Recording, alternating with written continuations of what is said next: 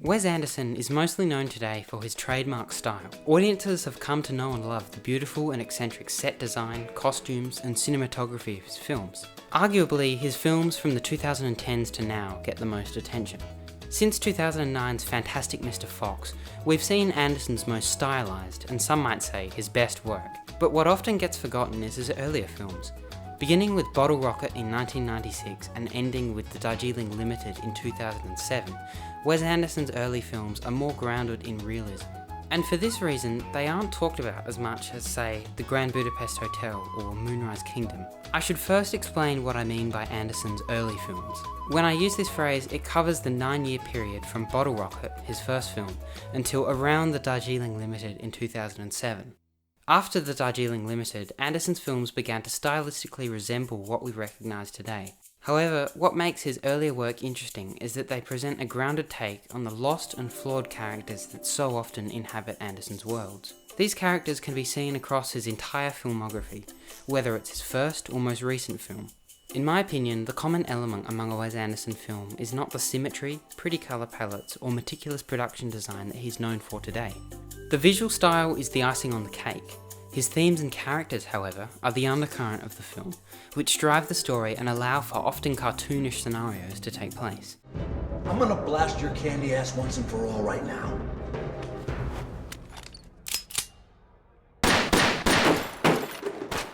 And most of the time, Anderson's protagonists are damaged people. Adios, muchacho. Hey, are you okay? I'm a little bit lonely these days. Whether they are an oceanic documentary filmmaker, a hotel concierge, a trio of brothers journeying through India, or a stray dog, these are characters who are adrift in the world they inhabit. They aren't the people they once were, and Anderson makes no secret of the fact that their golden days are no longer. What happened to me? Did I lose my talent? Am I ever going to be good again? They are disillusioned by the world around them, no matter how pretty and candy-coloured that world may be. It is this contrast between perfect settings and deeply imperfect characters that set a Wes Anderson film apart from standard Hollywood fare. This contrast is the emotional core of the story, and the thematic content that his filmography predominantly depicts. So while Bottle Rocket, his first feature film from 1996, might not have the stylistic glamour of the Grand Budapest Hotel, it's more similar than you'd think. Wes Anderson's debut feature film, Bottle Rocket wasn't exactly a roaring success when it was released in 1996. It didn't do that well at the box office, earning back only $500,000 of its $5 million budget. Later on though, the film's fortunes were saved somewhat, because the great Martin Scorsese later named it one of his favourite films of the 1990s. In an interview in March 2000, a few years after the film's release, Scorsese said, "Wes Anderson, at age 30, has a very special kind of talent. He knows how to convey the simple joys and interaction between people so well and with such richness. This kind of sensibility is rare in movies." What resonated with me when I first read this was the part about Anderson portraying simple joys and interactions so well. I think Scorsese was right in saying this because a lot of why we love a Wes Anderson film lies in these simple interactions between characters. Without the beautiful sets and costumes of his later work, Anderson's lost characters scrambling to find their place in the world are depicted in a raw and grounded way. His style is just as present in these films, it just takes a different form. Again, to use Bottle Rocket as an example, after a mildly successful robbery of a bookshop, 3 friends attempt to rob a cold storage building. They aren't exactly a gang of highly skilled criminals, consisting of Dignan, Anthony, Bob, and some other random guys like Kumar and Applejack, who have signed up to wear yellow jumpsuits and get rich quick. The central object of Bottle Rocket, and a key part of Dignan's 75-year plan, is the Hinckley cold storage heist. The heist is undoubtedly a failure. Despite Dignan's best efforts to run a tight ship, it falls apart pretty quickly. But to me, these are emblematic of the big turning points in Wes Anderson's movies. They aren't massive, large-scale action set pieces. Instead, they're relatively small-scale affairs that emphasise the human and often lonely struggle the characters are going through. Bottle Rocket, for example, is a heist movie. And normally in a heist movie, it would be logical to expect that the final heist is a big action set piece, as we've seen in a lot of other movies. But in this heist, the only person who fires their gun is Bob, who accidentally shoots Applejack, another member of his team. Where'd you go? Bob, what the hell? What is your problem? Just as in Anderson's later films, these characters are lost and adrift. But unlike his later films, there's no sugar-coated style that is presented alongside these complex characters.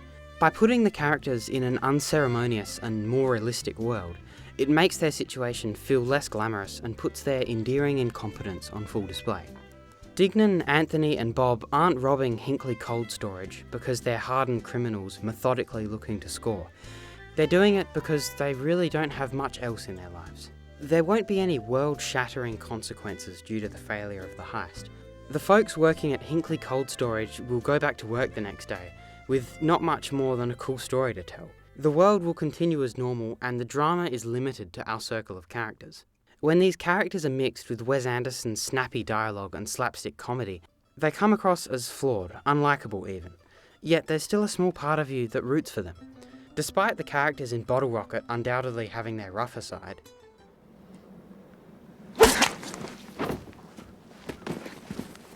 Anderson still makes the case that they'll turn out okay in the end. Because despite all their flaws, we know that they're just a few guys wearing yellow jumpsuits trying to rob a cold storage building. Kumar, are you ready? Yeah. Let's get lucky. It's a similar deal in every other Wes Anderson movie, especially his early work. Max Fisher in Rushmore is smart and can do well when he applies himself, but a lot of the time he's a brat who thinks the rules don't apply to him. I just want to thank you for accommodating us. You see, we only thought we were going to be 3, but someone invited himself along, so I apologize. Quite all right, sir. Okay. But despite this, he's still not an entirely unlikable character. A lot of the Tenenbaum family can be selfish and cold at times, but despite being child prodigies, they've gone through some struggles that the audience will likely relate to as well. Steve Zissou is kind of a jerk. Does this seem fake? How dare you? But you still hope that he and the gang will manage to make another hit documentary film to hoist them out of their decline and obscurity. He's motivated by a desire to return to the good old days and to reconnect with his son, which are feelings which the audience can understand and respect. The Whitman brothers in the Darjeeling Limited have drifted apart over time and aren't always very likeable, but you feel sympathy for them because of their troubled past. These characters are all quintessential Wes Anderson characters, in the sense that they're simultaneously unlikable and endearing. When you take away the particularly heightened style of his later work, Anderson's earlier movies feel more character-driven. It's a different approach, one that isn't necessarily worse compared to his later movies, just different. They're certainly worth exploring if you're a fan of his films. Maybe you saw Fantastic Mr. Fox or The Grand Budapest Hotel and want to see more. Well, if you go into Anderson's early work with an open mind, not expecting the style to be turned up to 11, you'll be rewarded. Watch them and let me know what you think in the comments below.